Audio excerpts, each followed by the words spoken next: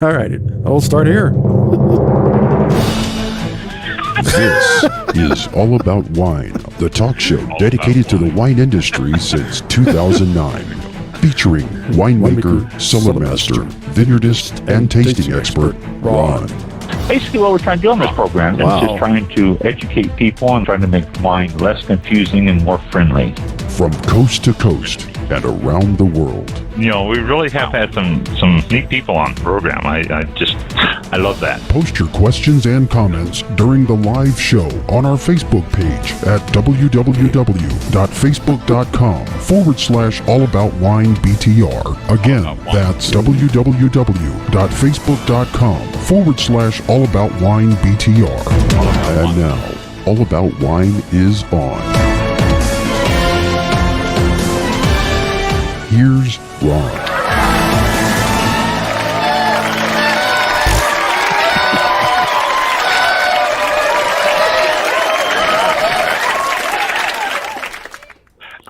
Wow. I'm curious, did you ask the Whistler not to come back? The who? Oh, yeah. Yeah. The Whistler. Yes, they were causing problems. That person was. So, yeah, they're not coming back. They won't be back for a bit. Wow, we were talking, as we normally do before the show, and time just got totally, I wasn't even paying attention to the timer anymore. And all of a sudden, your show will go live in 5 seconds. And I go, I hadn't even started. Whoa. My little countdown video and then all that stuff. And it was like, oh, well, I better start hitting some buttons here. I didn't realize we had in 5 seconds.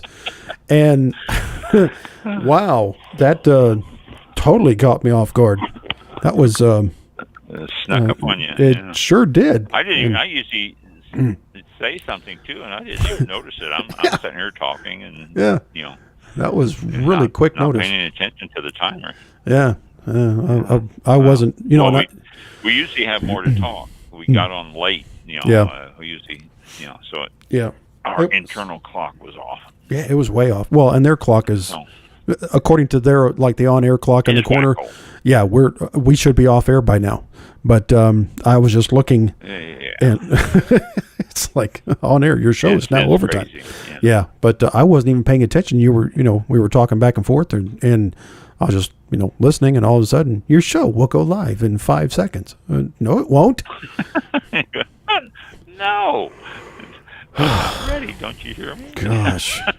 Yeah. And she doesn't care either. The little girl that hits that button doesn't care. She does not care. And then I had to find the right browser with everything on it. And so here we are. Welcome to the show. It is here we are. September 8th, 2022 at 7:04 something p.m. Eastern Time. Thank you for joining us. If you'd like to chat, please do so. You can chat with us on our Facebook page, wherever you see this live video going. You can chat with us there. You can chat with us on YouTube. And I don't know if Mixcloud, I think Mixcloud comes over here. But we're also on Mixcloud live as well. So check that out. I think we're on Apple Podcasts too. Yeah. I don't. Yeah, that's through something else. I don't have them plugged in, but yeah, they do get they do get it. So, and a couple others that we don't know about either. So, yeah, it's always a surprise. That's true. Always a surprise. But here we are. Thank you for joining us. Yeah. And here's Ron. Yes, definitely. Oh, we have to start out on a sad note. Mm-hmm. Queen Elizabeth died today. Yeah. Yep. Got the news earlier. Yeah. A grand lady. I mean, and from what everybody says and everything I've ever read about her, she was, really was a grand lady who was very humble and was just a good person all the way around. Yeah. So we give our condolences and everything to the people of England and all the families of Queen Elizabeth and all that. So, who takes over now? Is that going to be Charles? Yes, Prince Charles is next in line, and I had a photo somewhere that showed. I forgot where I got it from, but it had all of the, I guess the top down, and he's first in line. Well, Yeah, he would be King Charles, and then Prince William, Duke of Cambridge, and then Prince George of Cambridge. Princess Charlotte is number 3 or 4. Prince Louis of Cambridge. Everybody's from Cambridge. That must be is that where the royal families are born and raised? Well, that's and then coming the in, oldest son and the children. And then coming in at number 5, Prince Harry, the Duke of Sussex. That's right. He's and finally at number 6 in our top 6 countdown, Master Archie, Mountbatten Windsor. Yeah, that's the the it's like a oldest boy, baby, the little boy. But Master Archie's like a little infant in this photo. If it gets down to 6 people, he would take over. Yeah, as an infant. It has like yeah. It has happened in monarchies throughout the ages. There's been the Roman Empire. They've had kings that were 8, 9 years old and stuff like that. Oh my gosh! Emperors or whatever, 8, 9 years old. Yeah, it's age makes no difference. It's the lineage that counts. So okay, I didn't realize that. The Queen has said, "Long live the King."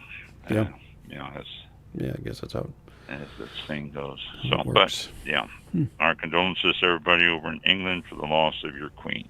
Yeah. Got news, just stuff for you tonight. In fact, I was telling Mike before the show what we're going to do is I was thumbing through some old. Well, actually, I was purging a lot of some old articles and old things that I don't need anymore. I don't know why I save them. I'm just a hoarder, I guess. But I was going through a bunch of stuff, and I saw some stuff I thought was interesting that we haven't talked about, just bits and pieces. I mean, not something any long. I do have one long thing I'm going to talk about at the beginning here, but most everything else is going to be snippets, if you will. The long thing I'm going to talk about is, let me find it here. Okay, here it is. Ron Rubin Winery. I get their e-letter every week. I believe it is. It comes in. I get their e-letter every week. And the e-letter, it tells what's happening at the winery. Actually, it's written by the winemaker, Ed. What's Ed's last name? Oh, geez, I don't know. Oh, come on, cursor. Ed. I don't know. Ed is the winemaker there at Ron Rubin, and he always is very interesting. He comes out with different stuff that's going on. He has pictures along with it. If you don't have the email, you can sign up for it. It's really quite interesting.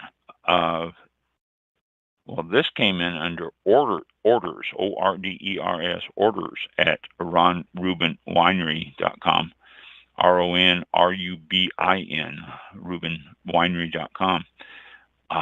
Or you can go to that and I'm sure sign up for the e-letter through that. But it is really interesting. He talks about when the harvest was, he talks about temperatures there, they have pictures of stuff and everything else. But the reason, in fact, I might end up reading more of this than I want to, but to be sure I cover everything, I might just go ahead and read it to you. He turned this over to his assistant winemaker, a young man by the name of William Thiersch, Thiersch, Thiersch. And William, I guess goes by William, has been working on sustainability certifications. And Wine Rubin Winery is big on sustainability and organic and all that other stuff. But let me read you this here about what they just got certified in, and then we're going to talk about what it is a little bit more. It says, Hi, everyone. My name is William Tiers, assistant winemaker at Ron Rubin Winery. While I primarily work in production at the winery, I also help update and maintain all current sustainability certifications. I am happy to announce that as of August 5th, Ron Rubin Winery has officially become a B Corp certified company with an exclamation point, so he's proud of it. Says, now what does this mean and how do B Corps distinguish themselves from other companies? And he shows the logo and all that. B Corps are mission-driven companies that balance purpose and profit.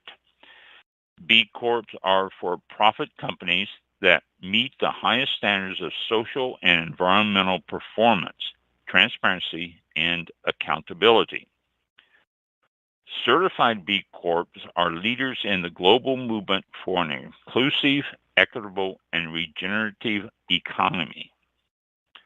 Unlike other certifications for businesses, a B Corp certification is unique in its ability to measure a company's entire social and environmental impact. Over the last year and a half, we have gone through the process of reporting much about Ron Rubin Winery to B Lab about our impact on our winery structure, workers, community, and environment. Each of these aspects of the winery is looked under a microscope by B Lab to ensure that Ron Rubin Winery is held to the highest standard possible.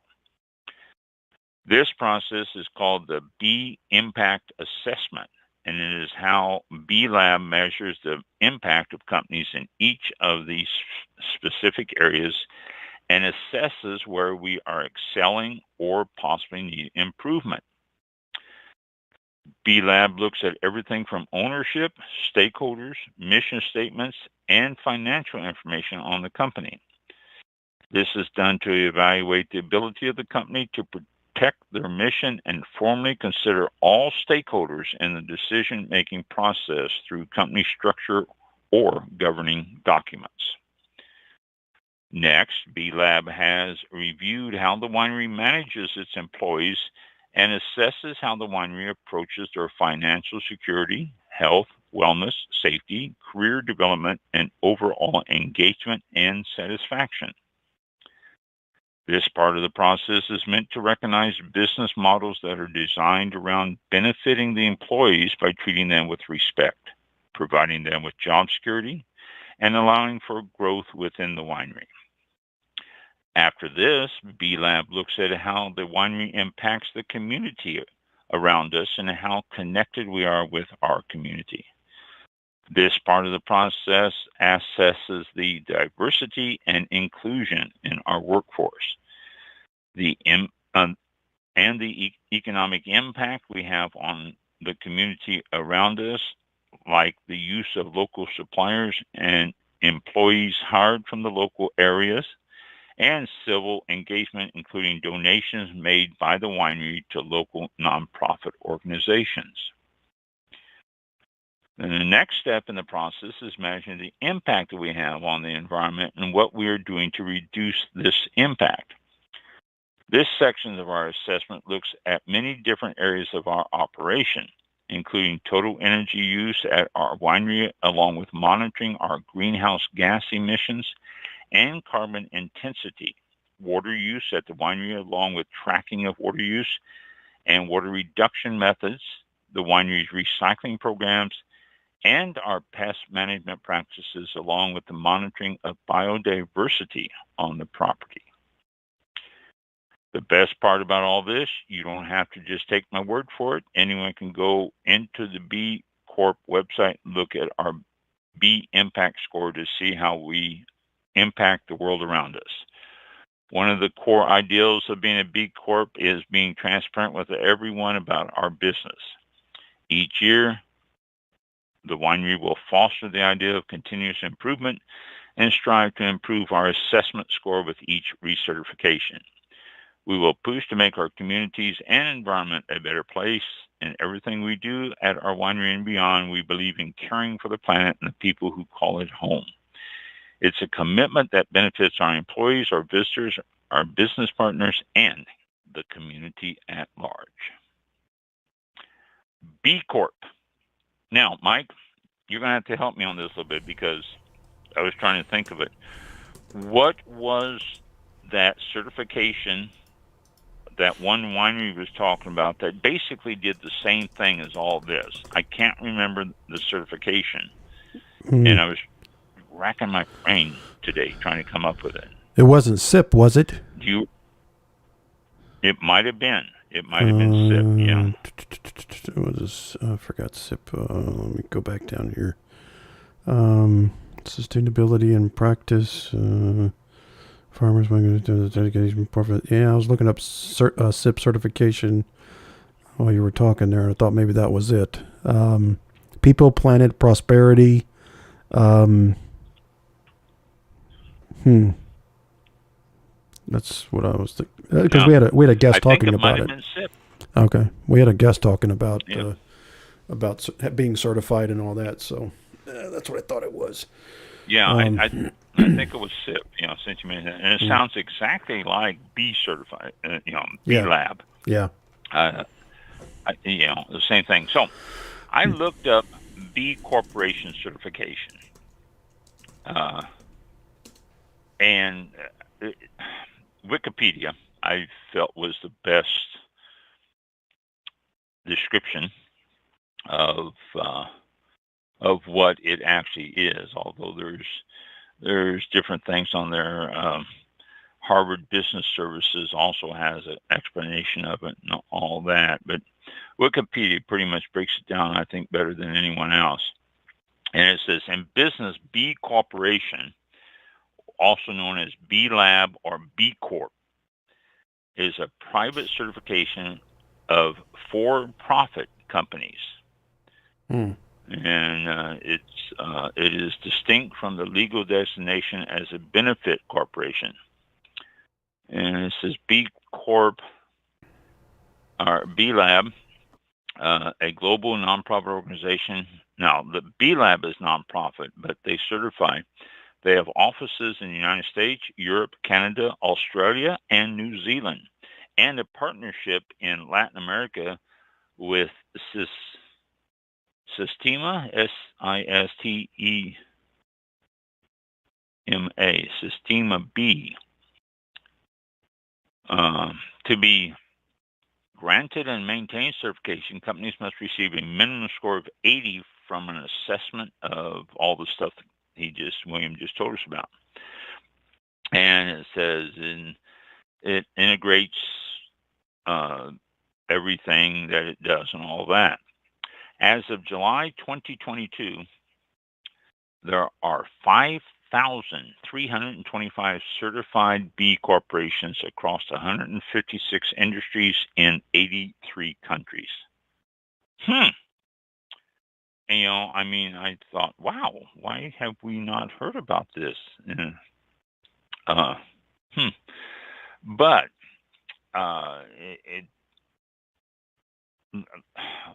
the purpose of the certification is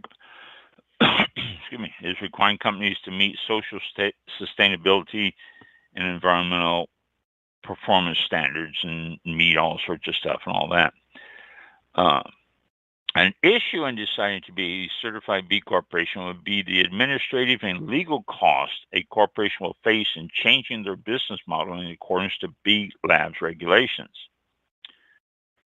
And here's a good point. As a matter of law in Massachusetts or states that recognize B Corp certification, it doesn't bring any legal significance to its shareholders, stockholders, or to the employees. So legally, nothing can be done. It's just a certification. Okay, it goes on here, lists some advantages of being B Lab certified. Point, similar to other business associations, certified B corporations and their employees have access to a number of discounts from outside entities and fellow members. Oh, well, that's cool. Point, academic contributions of loan forgiveness. That's cool. Point, a branding tool. We are B Corp certified. And no legal liability.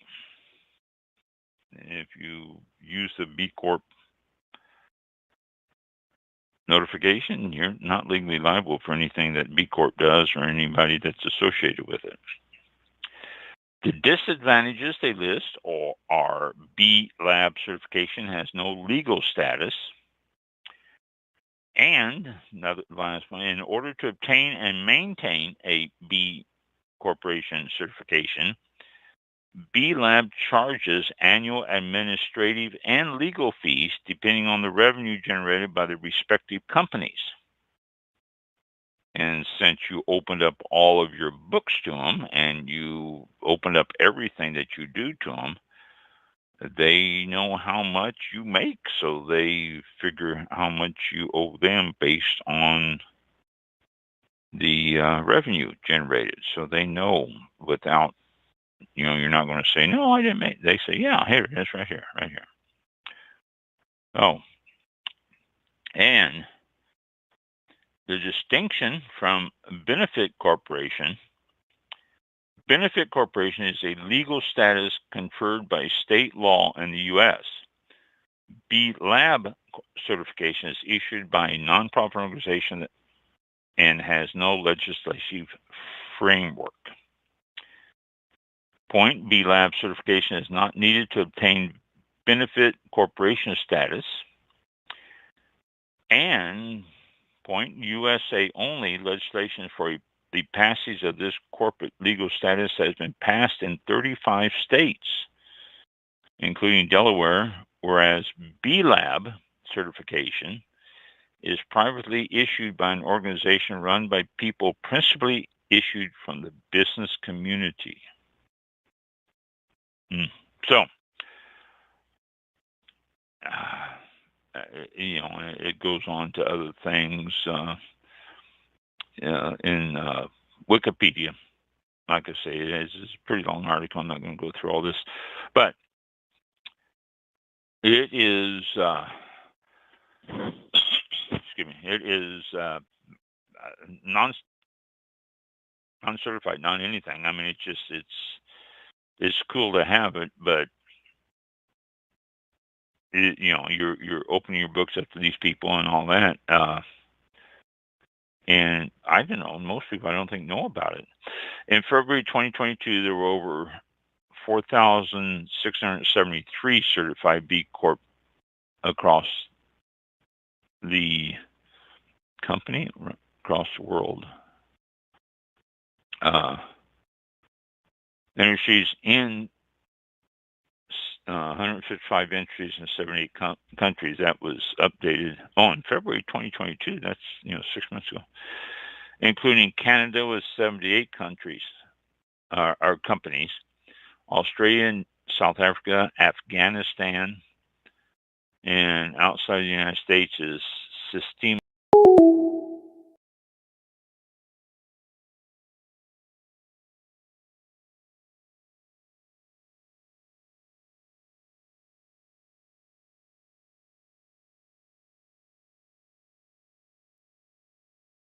Blog Talk Radio. Well, you are now in the host queue. Let's see. Allbirds, Ben and Jerry's. A lot of these Rude Records, I've heard of them before. Nespresso is a B Corp certified. Sorry, B Lab. So, I don't know. I'm not impressed, but I didn't say that. It's good for them. I'm glad that Ron Rubin is excited about it. I'm glad they got certified, and that's great. I think, like you said, though, Mike, there's others out there, and I don't know if it's SIP is one, but there's quite a few others out there, I think. Yeah, I was looking. And so, let's see. Does it say? Let me type in and see if I can find anything. Nope, I'm not going to be able to. Sip Wine Bar.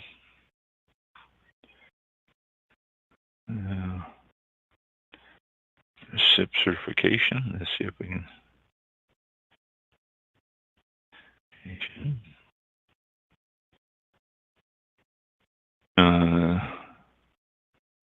Okay, SIP certified is Sustainable Vineyards, Wineries, and Wines. It's not for everybody in the corporate world. It's just wineries and wines. Okay, so that is the difference there. SIP certified is a rigorous sustainable vineyard, winery, and wine certification with strict non-negotiable standards based on science and expert input, independent verification, transparency, and absence of conflict of interest. Okay. Oh, okay. So it sounds like the same thing, really. I mean, it's B Corp. To me, sounds like the same thing as SIP, only SIP is exclusive for vineyards, wineries, and wines, whereas B Corp is for everything. And it makes me wonder if Ron Rubin is SIP certified. I mean, if they can be B Corp certified, surely they can make it SIP certified. Or then the question arises, of course, maybe SIP certification is a little bit tougher and they can make it in B Corp, but they can't do it as a winery in SIP. I don't know. I'm just guessing. Don't quote me on that. I have no idea. So there you go. I wanted to let you know about that new certification. If you see B Corp on anything, then you know what that is now. It looks like they might be one of the first wineries that are hooking up with that B Corp, though. Again, I think the SIP certification would be better suited, but who am I to say? Who am I to say? Okay. Last week, we started to talk about different wines. I was giving you a little review on different wines. And I'm going to do it again this week. Finish up, actually. We got almost done with it last week, and it was time to let you go, and so I did, and now I can't pick up this piece of paper. Now I want to finish up talking about the just a few wines and grapes and stuff here. Merlot. The T is silent, pronounced Merlot. Excuse me.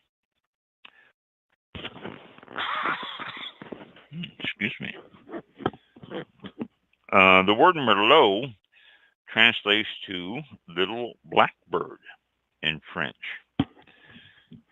And it's probably due to the blue-black color of the grape, and so therefore it's the Merlot grape is little blackbird. In the storied French region of Bordeaux, Merlot is blended with Cabernet Sauvignon, Cabernet Franc, Petit Verdot, and Malbec to create the fantastic Bordeaux wines, a long-lived, long-aging, fantastic Bordeaux wine. So it's a blend there. The region uses all those grapes. Oldest recorded mention of Merlot dates to 1784. And it can be traced to a local official in the region of Bordeaux. We're back to Bordeaux again. And he called it a Merlot. Often Merlot is the main ingredient in the so-called super Tuscan wines of Italy, where it is commonly blended with the local grape Sangiovese. So Merlot gets around as a premium grape. The Merlot grape is one of the most planted in the world. In the United States, you can find it in Long Island, California, Washington, and about 24 other states. And you can find it in other countries: Australia, Chile, China, France, India, Italy, Japan, South Africa, and Spain. It's all over the place. It's a thin-skinned and sensitive grape. Merlot is often susceptible to rot in cooler climates, and it's therefore harder to grow than the Cabernet Sauvignon. So, they didn't compare it to Pinot Noir. Pinot Noir is supposed to be one of the hardest to grow. Merlot is the offspring of the grapes Cabernet Franc and Magdalene Noir de Charentos. Magdalene Noir de Charentos. That's the parents. Cabernet Franc. Cabernet Franc is a Philander. It's a parent of Cabernet Sauvignon, too. One of the United States' first successful cult wines was the playfully titled Marilyn Merlot, which features images of the actress Marilyn Monroe on the label. And it was very popular. I remember when that came out. That wasn't before my lifetime. Merlot goes by several other names in different parts of the world, including Petit Merle, M-E-R-L-E, Crabutet, C-R-A-B-U-T-E-T, Crabutet Noir, Plant Medoc, Merlot Rouge, Vitriol, and Begny, all Merlots. Because the Merlot is less tannic than many other red grapes, such as Cabernet, is one of the most food-friendly and drinkable wines. Look for flavors of plum, blueberry, chocolate, and even dried tobacco. You will find that tobacco aroma and taste in that. Aroma, not so much taste of the tobacco in Merlots. Merlots can be paired with rustic red meats such as steak and lamb, but given its fruitiness, it matches well with a wide variety of meals, including duck with cherries, which gives that cherries in the Merlot ages are pairs well. Also with dry aged cheeses, it goes very well. Chateau Petrus, a Bordeaux wine that typically fetches thousands of dollars per bottle, is made from 100% Merlot, and that's in southwest France. So Chateau Petrus. Merlot is best served around the temperature of 60 to 65 degrees. It should be enjoyed in a typical Bordeaux glass, which tends to be taller than an average red wine glass with a little bit broader bowl. Or, you can get the bigger bowl, and works well too. Body, medium to medium heavy. Serve it at 68 degrees. And look for a bright purple-red color on the Bordeaux. Let's see. Typically 12 to 14% alcohol. That would be your alcohol range on most Bordeaux. If it smells and tastes of ripe red cherries, you're probably smelling a Merlot. Sometimes you're going to pick up flavors of plum and chocolate, and it's going to have a soft mouthfeel. And it, like I said, is very food friendly. The finish is going to be soft and fruity with some mild tannins. So, aging potential. Wines from the best producers and vintages, especially from France, may age gracefully for many years. Otherwise, drink it within 5 years. So, there you go. That's Merlot. And next one, Chianti. That's not a grape, that is a region, but they say varietal is predominantly Sangiovese. Body mostly light to medium. Chianti, the pronunciation. Serving temperature 61 to 64 degrees. Going to get a tangy, vibrant, acidic finish on a Chianti. Red wine glass, what you use. Color is going to be a shimmery ruby red. Flavors and aromas are going to be in your cherry, plum, and raspberry range. Alcohol is usually 12.5 to 13.5%. Tuscany, Italy, is the growing region, and it pairs well with, guess what? Pasta and pizza. In red sauce, of course, not your white sauce pizzas. And let's see, the next one we have here is a Pinot Gris. Pinot Gris, aging potential, young. Don't try to age a Pinot Gris. Just drink. That's Gris, Gris. Those grape stars in Pinot Grigio. Vintners label their wines Pinot Gris often are signaling a more rounded and fruity expression of the grape. So you're going to get a little bit more everything if you see it Pinot Gris labeled as opposed to Pinot Grigio. Prominent regions of growing, U.S., and particularly Oregon, very popular. Flavors and aromas, look for apple, pear, melon, citrus, almonds, floral notes, and spice. Originally from Alsace, France, it pairs well with seafood, pork, poultry, and semi-soft cheeses. Don't get anything too heavy. It's going to overpower the wine, and you can have a glass of water and get the same results. Serving temperature, 45 to 50 degrees. Alcohol, generally 12.5 to 14.5%. Color is usually deep gold to yellow, sometimes with a whisper of pale pink.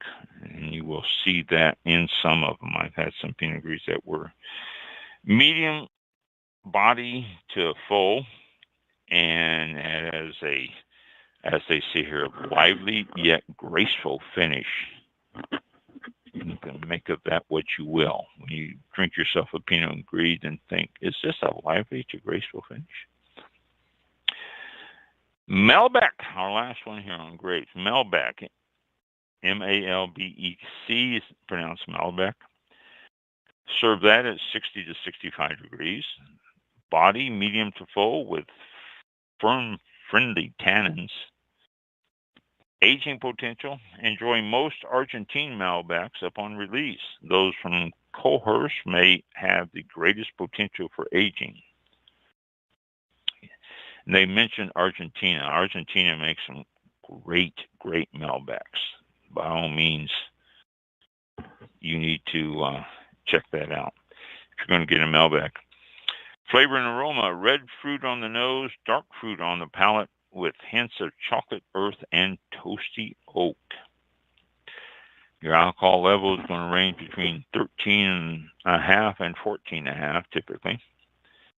Color, deep, dark, inky purple. A Malbec wine has this beautiful dark color. It's just always nice to just look at the color.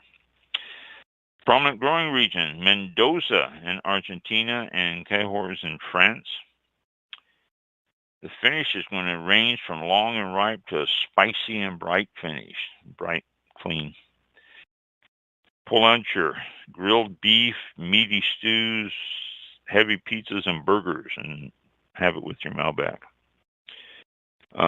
Originally from Bordeaux in the Loire Valley, and it is usually reasonably priced, too. If you're looking for a Malbec, you can usually find one that is reasonably priced. Okay, before I go any further, latest issue of Wine Spectator came out. Mike, you get yours? Yeah, I just, the one with Chianti Classico?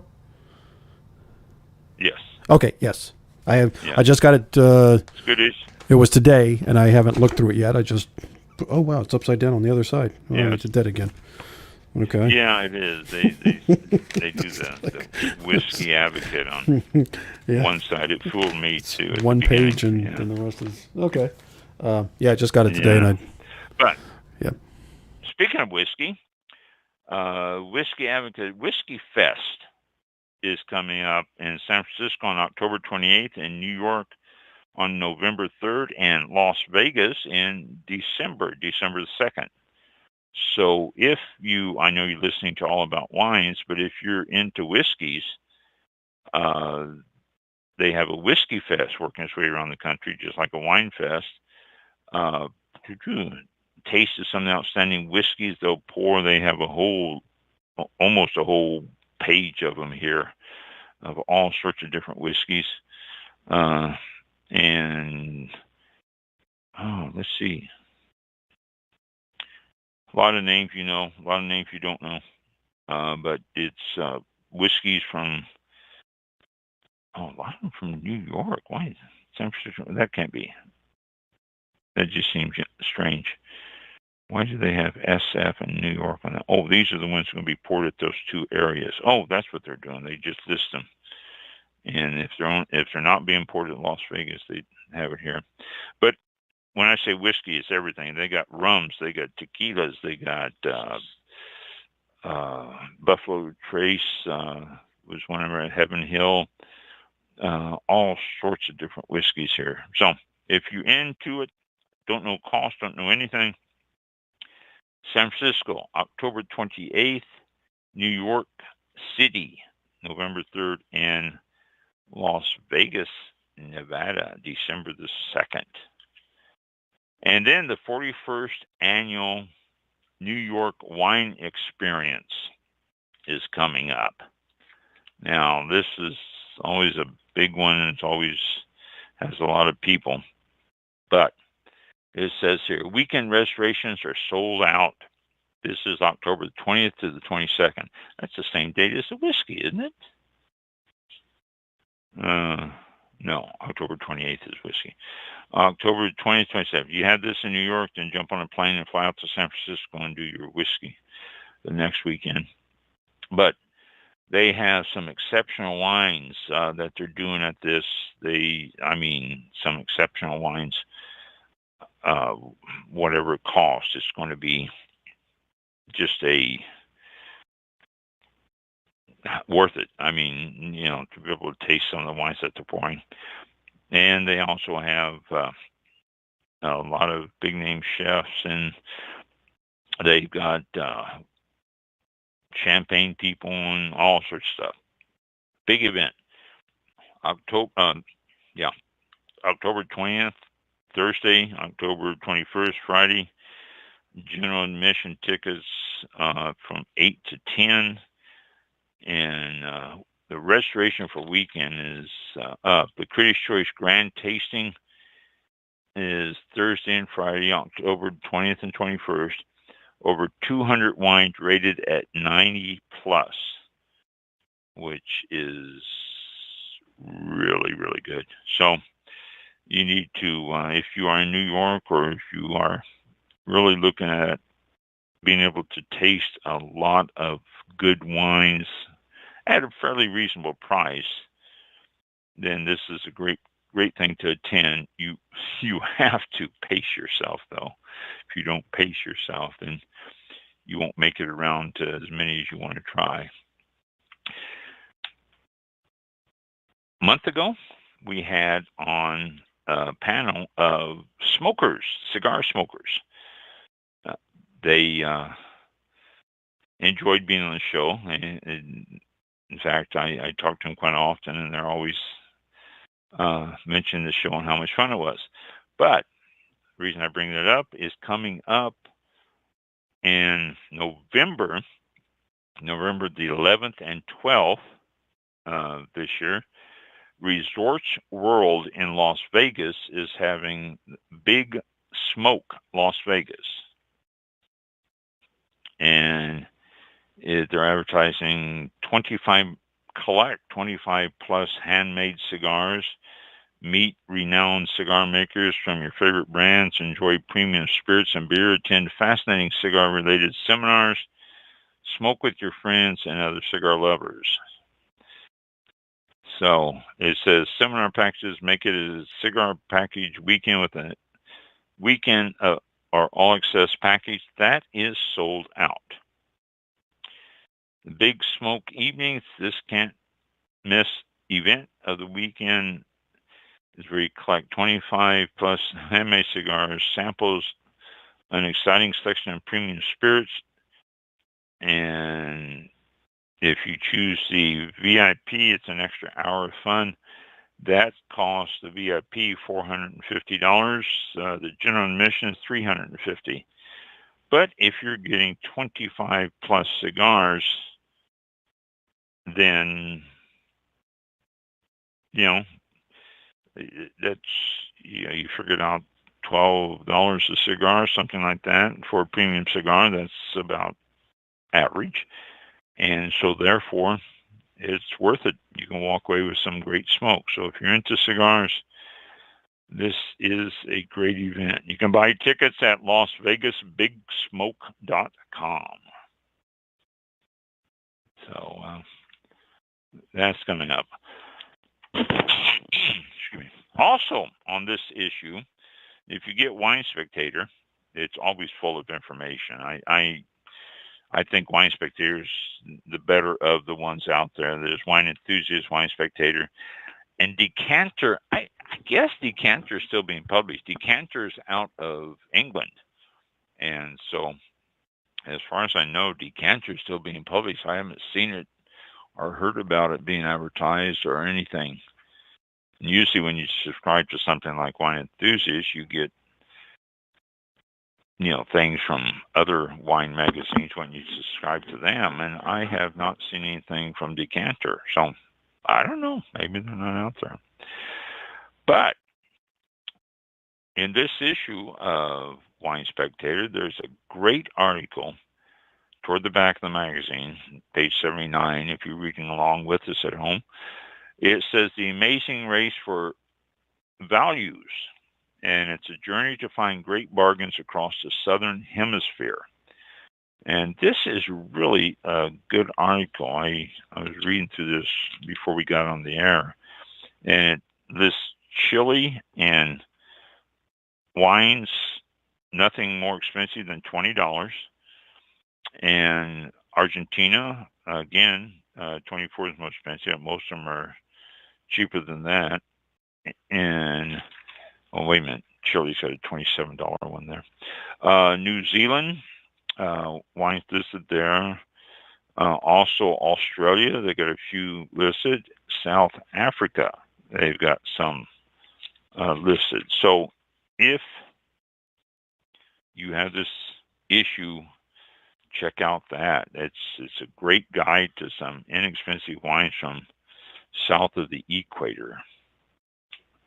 All right, so that latest issue of Chianti Classico. Information, bits and pieces. I'm just going to, oh boy, we only got about 10, 15 minutes. Bits and pieces I'm going to throw out at you here at the end of the show, just as a review. If you've been listening to us for many years, 13 now? Yeah. If you've been listening to us for many years, then you may know some of this stuff already. If you are a recently new listener, then thanks, and you might not know all this stuff. Wine word, okay. Brettanomyces.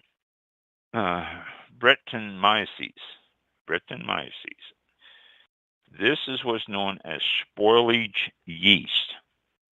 It's considered a fault in the wine, commonly called Brett for short, B-R-E-T-T. The yeast grows on grapes and winery equipment, such as barrels. Low levels of Brett can add complexity to some wine aromas, while significant amounts give wine a highly unpleasant odor, something like burnt beans, or described quite often as barnyard smell. A wine imbibed with the troublesome yeast seems to get worse as it ages. So if you get a wine that is infected with Brettanomyces, take it back.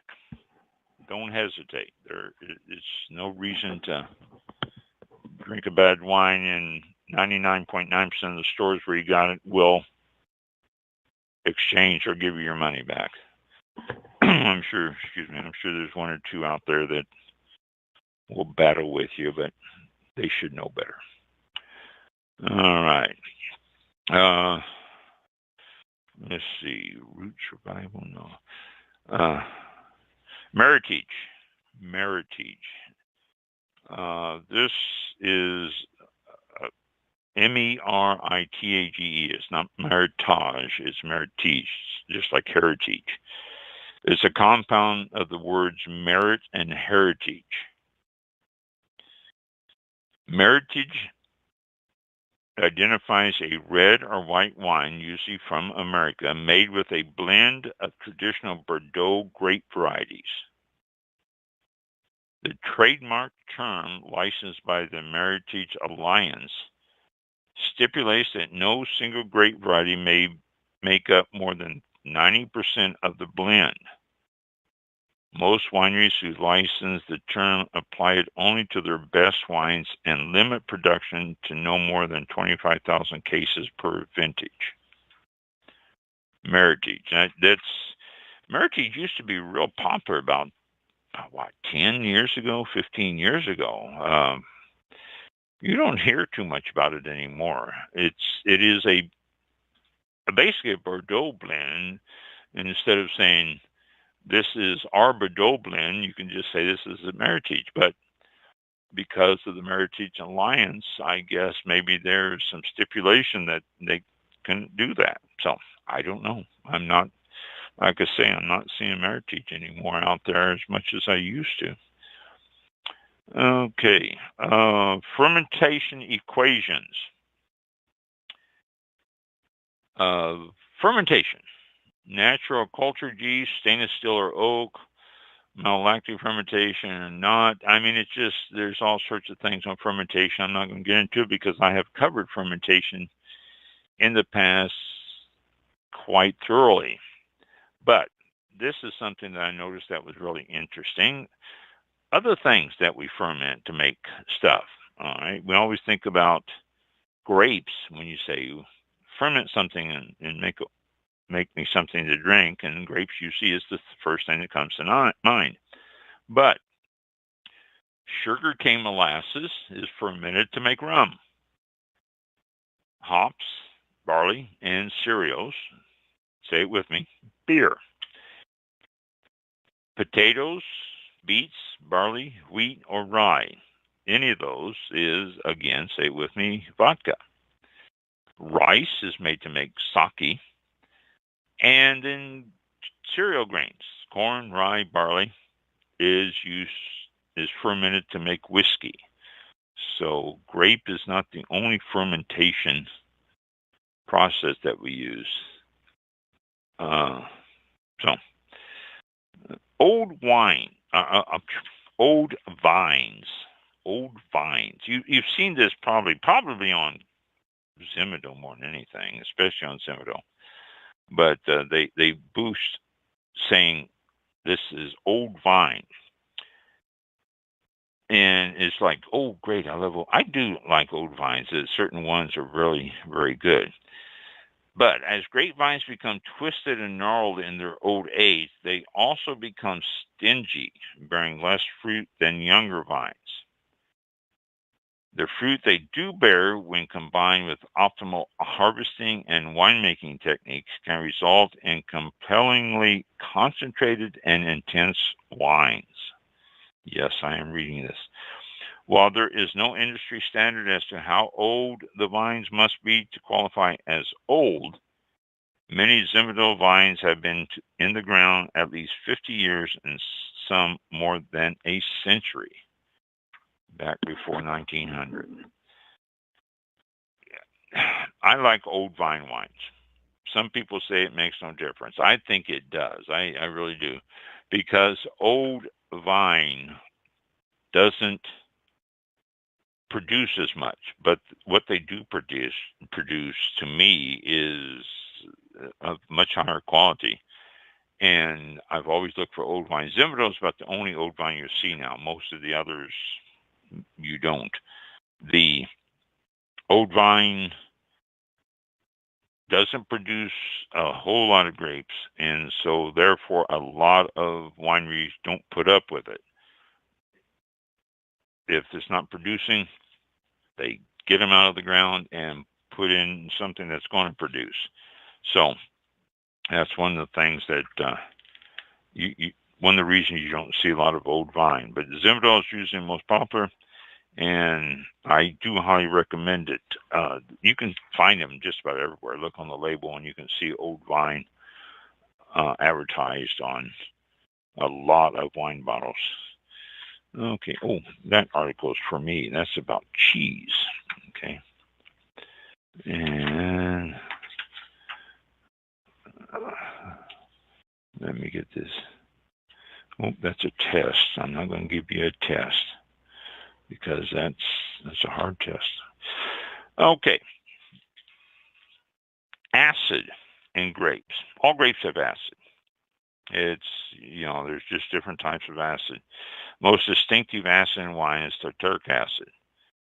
And it probably is the most important form of winemaking. The tartaric acid is relatively rare in plants, but grapevines have lots of it.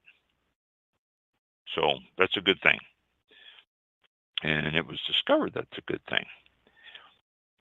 Concentrations can vary depending on the variety of the grape.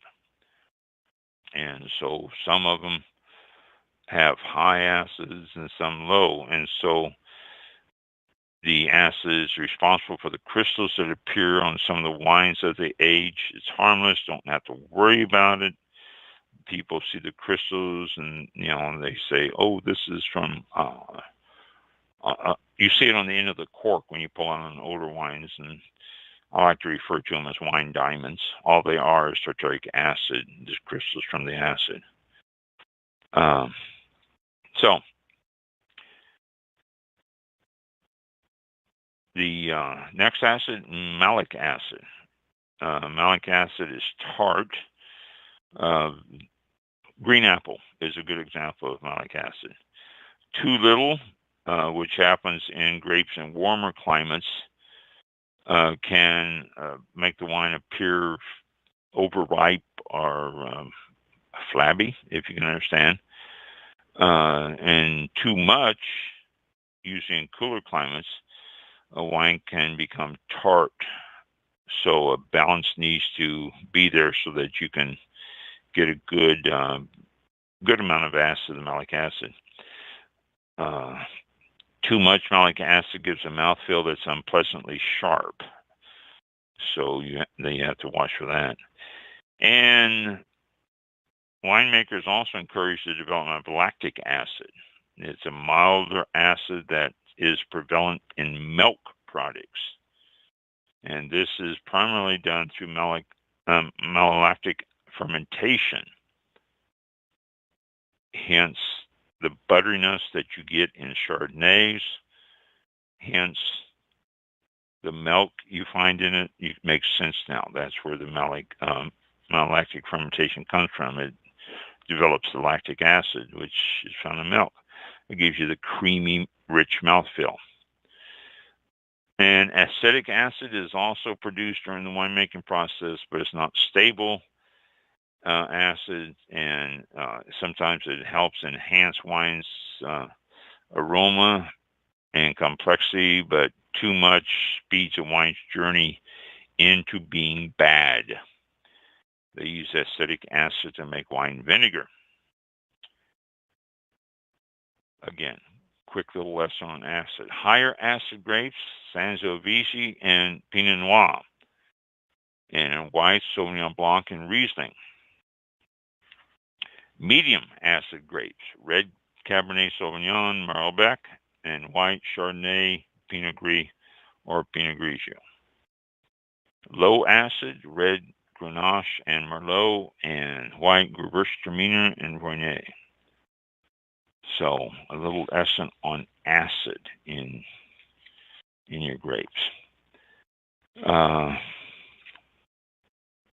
Vermouth. I was going to look. I'll wait on that. I was going to look that up and tell you more about vermouth and that little bit there. Vermouth used to be very popular.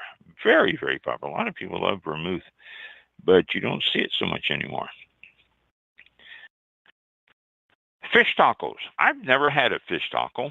I don't know why. I just never had a fish taco. But I saw this article here, and it says what to pair with fish tacos. Rieslings from Washington, Sauvignon Blanc from Chile, or if you want to go something a little bit different, go with sparkling wine, like a Spanish cava. So have a wine with a fish taco. I don't know. I think the Sauvignon Blanc from Chile might be interesting. Avoid the Cabernet Sauvignons or Merlots or Barberas or those heavier wines. Those are not wines to have with a fish taco. Not a good thing. Okay. Oops, no, not that. And nope, not that. Or that. Why? Botrytis. Here's another word for you. Botrytis. While it may be devastating to all kinds of plants, from blueberries to flowering annuals, the fungus known as Botrytis cinerea enjoys a warm welcome in some vineyards. I didn't know Botrytis got in on flowering annuals. When cultivated properly, this gray mold makes grapes grow fuzzy and shrivel, which sweetens and intensifies the flavor of the fruit. Purposefully, Botrytis grapes eventually go into rich, luscious dessert wines, such as France's famed Sauternes. In such cases, what a gardener disparages as blight, a wine grower toasts as noble rot. And that's what it's called, noble rot. It is in annuals. I didn't know that. Let's see. I'm going to leave you with something here. My last little thing here. Ice creams translated. And I'll just read you. It says, it pays to develop an ice cream vocabulary before you head over to Italy or Tuscany or anywhere else. The Florentines claim they invented gelato, and some of their frozen treats are all over. But here's some names that you might see on ice cream boxes or packages or something when you're in the store looking up and down the aisles and you're seeing popsicles and things like that. And I've seen some of these names on there. First one, affogato, Affogato. This consists of gelato and sorbetto topped with liquid. They include vanilla gelato and with hot espresso and a fruit sorbetto crowned with a liquor such as grappa. That all sounds good and fun. Gelato. It's an Italian ice cream that's made with less air and so is denser in texture. Sorbetto. Gelato, Gelato. Sorbetto, Sorbetto.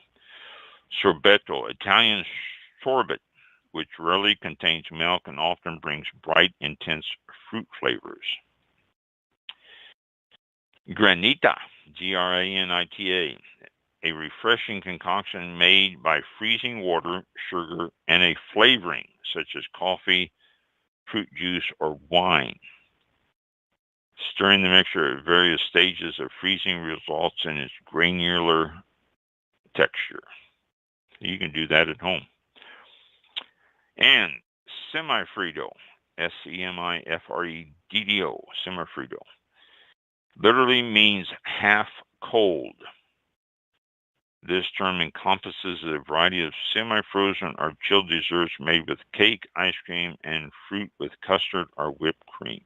It can also refer to a semi-frozen ice cream-like creation made with meringue and whipped cream, which keeps the dessert from freezing to a thoroughly solid state.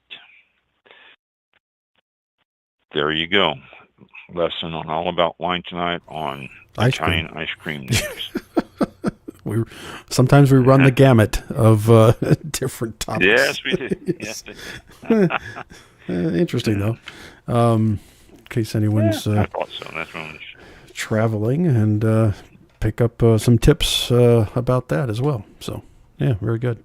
You see that, you see some of those in the store too, or Italian restaurants. I've seen some of that on Italian restaurant menus. So yeah, it's always wonder what exactly is this. And of course, you could ask the wait staff or listen to the show, and you don't have to ask the wait staff. You go in there with so much knowledge that you don't have to ask questions. That's right. Unless you have to. But, you look like you know. They'll say they'll start speaking to you in Italian.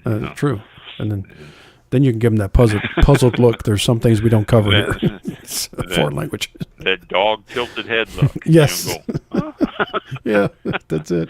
Yeah, exactly. All right. Well, let's see. It is 8:07 p.m. here. According to Blog Talk Radio, it's about 9 o'clock, and there you go. Yeah. Do we have anything coming up this week here? Oh, holidays? Any wine holidays? I think I have. Let's see. New month. Let's see. Today's what? The 15th? Mm-hmm. No, 8th. No, the 8th. 8th. 15th is the next one. Okay. Yeah. Port Wine Day is coming up Saturday. So go out and have yourself some port. Sorry, I've got a couple bottles of strawberry port, which I'm not sharing, but Port Wine Day, Saturday.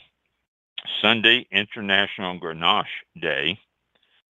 It's also Patriot Day, as an aside there, to let you know. And the next Saturday is Grenache Day, which I don't know, third Friday in September or Saturday, or I don't know. But Port Day is coming up Saturday, and International Grenache Day is Sunday. So. Okay. Well, let's see. Alrighty. I'm glad we got that update, because I have it written down from last week, and I go, no, there's nothing that we talked about last week that would cover this coming weekend. So yeah, this week, get those out. Yeah, Port Day Saturday. Mm-hmm. Everybody enjoy a glass of port Saturday. Absolutely. Alrighty, I think we're closing the show here at about 8:09, 8:10 p.m. Eastern Time, and on September 8th. Thank you all for tuning in, as always, and whether it's live or Memorex, whatever it used to be. But thank you all for tuning in, and we'll talk to you next week. Remember that show? Is it live or Memorex? God, that was a long time ago. It was like cassette tape or something. Yeah. Reel to reel, whatever it was. Yeah, it was some sort of tape. Yeah. So, yeah, that's why I chuckled. I remember that. I remember that. They would play since that show. They would play some kind of tune or some kind of note, and they would say, "Is it live or Memorex?" And you go, "Well, it's on my TV. I don't know." But it was pretty good. And then they'd have someone. Well, they'd have someone there playing like a cello, and then they'd have the tape would play the same song, and they'd say, "Which is live?" Yeah, which is live. Like that, or Memorex. Like Memorex was I'd forgotten all the about standard. Memorex was the standard. Seemed like it. It was the standard for tapes. Yeah. Sure. Recording tapes. Right. We'll see y'all. Talk to y'all next week. September 15th will be the next show, 7 p.m. Eastern Time. You want to catch us live, we appreciate that. And chat with us as well on those social media outlets that we mentioned. And y'all have a great weekend and a safe week ahead. And we'll talk to you then.